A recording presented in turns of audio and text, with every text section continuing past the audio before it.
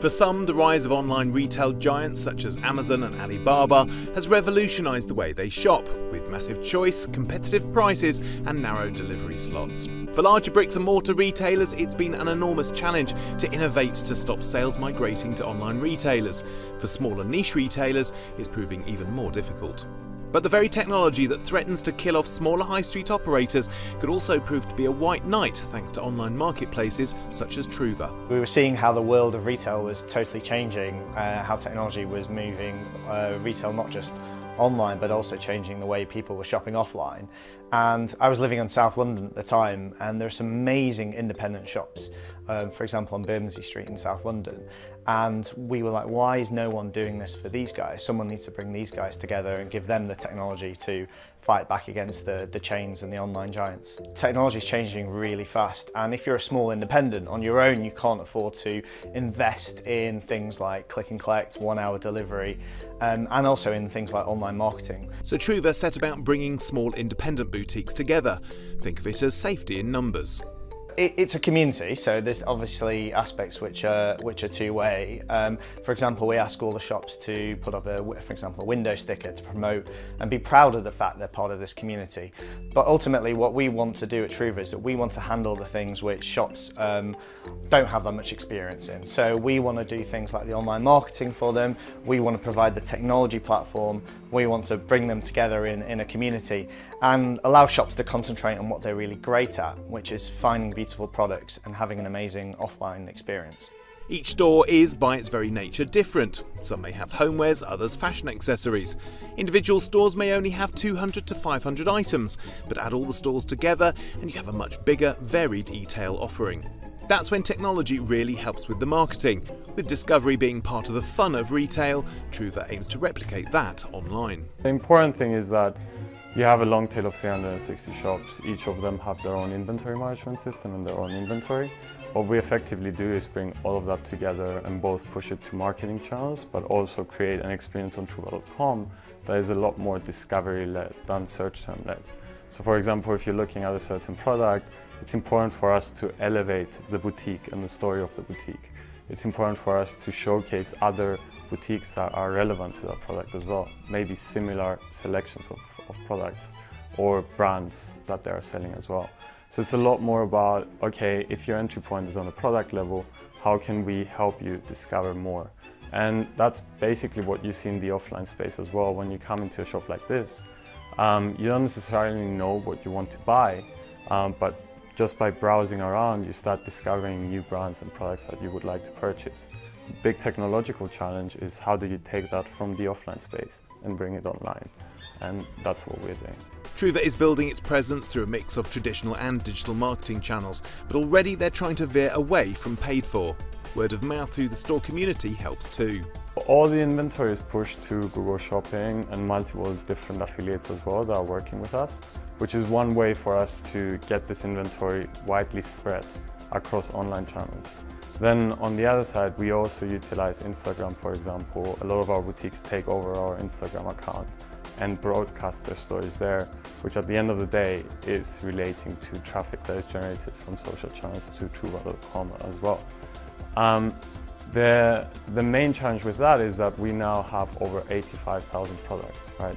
So programmatically, how do you market those products in an effective way to really showcase the high flyers in a sense and ensure that you're generating traffic for the right product base, but also always link that to the boutique story, because that is the important part about Trouva at the end of the day.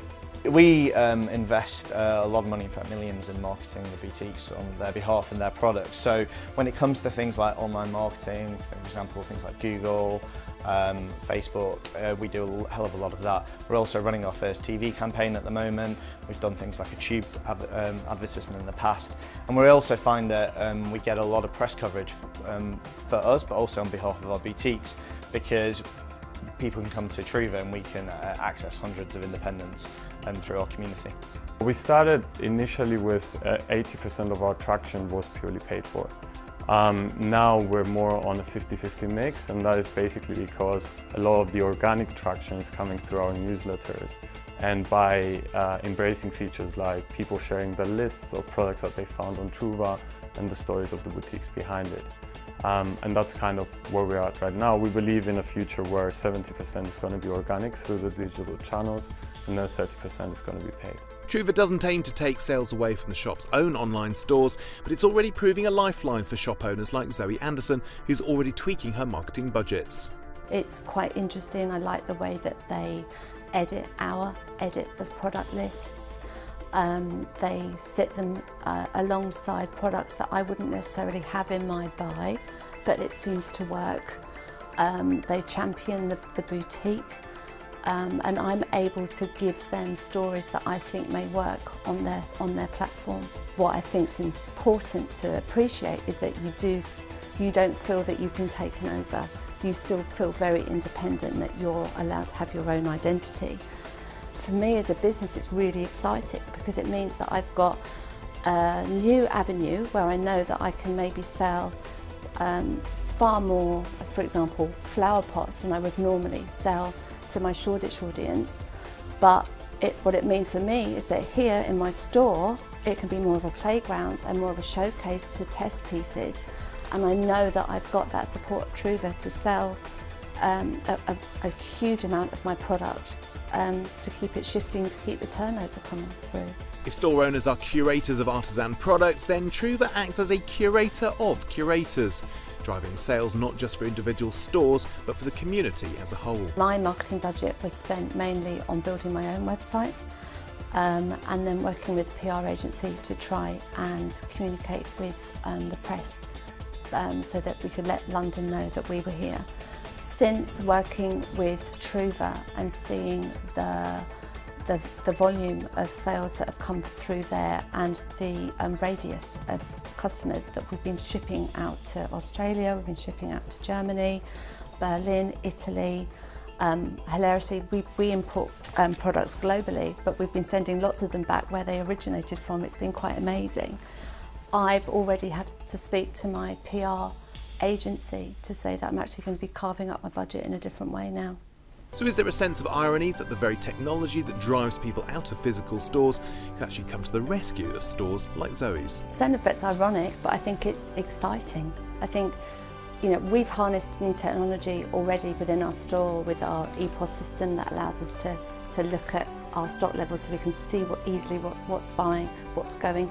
We want to talk to a wide audience. Already with Trouva we've seen a 33% increase in the last 3 weeks from the previous 3 weeks with people with transactions. So it's very different. The people, you know, we get people walking through the door here, but you've actually got to get them to transact. Whereas on Trouva, they've already got an audience that seems to be growing, that trusts what they're telling them to buy. So they put out product lists, so they'll be saying, you know, for the adventurer, and they will feature your item in that list. And what we're finding is that the Trouva customers are believing the marketing information that they've been given, and they trust Trouva to give them good products.